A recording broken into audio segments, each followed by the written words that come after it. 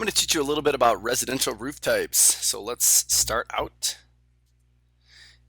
And these are the things that we're going to cover today. What you'll see here is a little picture of how people will load up shingles on top of a roof. Use a little conveyor system like this.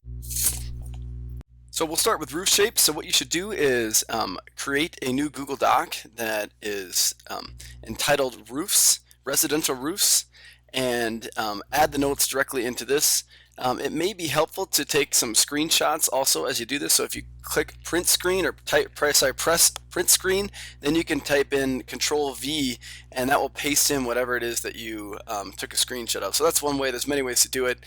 You may want to do that with some of the different roof shapes. So first of all, just the purpose of them is just to protect occupants from weather, and they come in many different shapes. So this is one area where you may want to take a screenshot of this and then add this to your notes. You have shed roofs, this slanted gable comes up and down. A hip does not have this flat face, this large face of the side of the building. It comes down on all edges. This is a gable with dormer. The dormer is this piece that comes out right here. A flat roof, a gambrel roof, which is typically sometimes called a barn style. This is a gable roof with a valley, so it has an extension. The valley is this piece in here. And this is a hipped type roof with valleys. So you can see this gets a lot more complex once you had hips and valleys. And this is typically how most homes now, newer homes, are built, with hips and valleys. So here's some different construction roofing materials. So please note this also. You have metal, clay or cement tiles, asphalt shingles. These are very common in our area, although we do see some clay and cement tiles. Wood or cedar shingles on the top, and then slate. So probably the most common in our area are clay and asphalt. Roofs can also be a sustainable space and allow in some natural light, and that can give builders LEED certification, which we'll talk about a little bit later. That's kind of the green certification for building. They can also be used to collect energy, and you see a lot of roofs, especially in Colorado, because of the amount of sun. You see them with solar panels. Reflective roofs, and this might be a flat roof, might have a white surface on it, can reduce cooling energy costs by just reflecting solar energy. So let's take a look at how you determine roof pitch. It's rise and run. So you measure how high up you have to go and how far over you have to go to get kind of this right triangle effect. So what is your overall rise to your overall run? And typically it's measured for every 12 inches horizontal.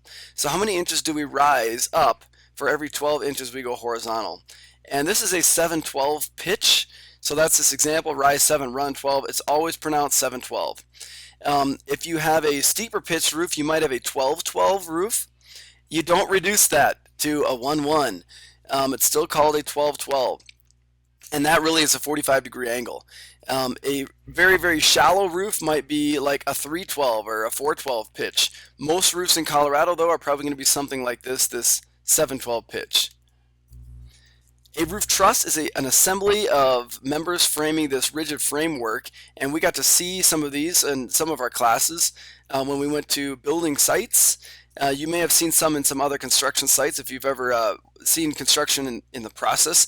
And it's all these triangular members. These are all done in a factory, and they're all pre-cut and pre-measured, and they even have lasers that shoot the design down on the floor, so all they have to do is lay them into place, and then they're tied together using big large metal plates that have all sorts of spikes into them. So they just pound these spiky plates in at these joints, and that's how they create these roof trusses.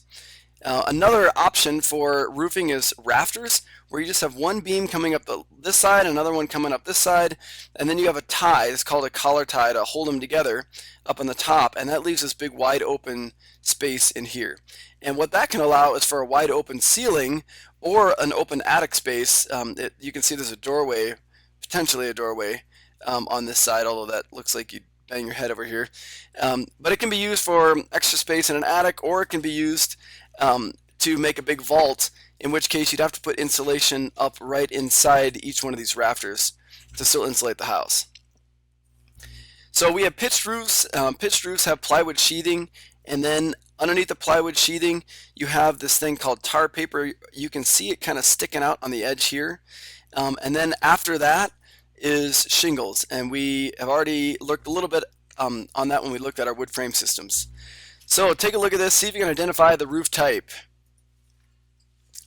and this one is a flat roof type. So one downside of a flat roof type, it's not really a downside, it's just a consideration, is that you have to be able to drain it. Pitched roofs, the water just sheds off the top.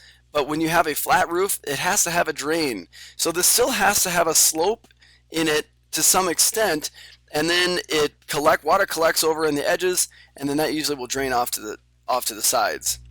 So what would you identify this roof as? That's right, it's a shed roof. How about this one? Hopefully you said that this is a gable. And this one here? This is a hip roof, and also has a valley in here. And this one? This is a gable with dormers, all these little dormers kind of sticking out here. And this roof type is gambrel. So hopefully you're following along with this and kind of quizzing yourself as we go. So that is it for different roof types, and let's move on to wall systems.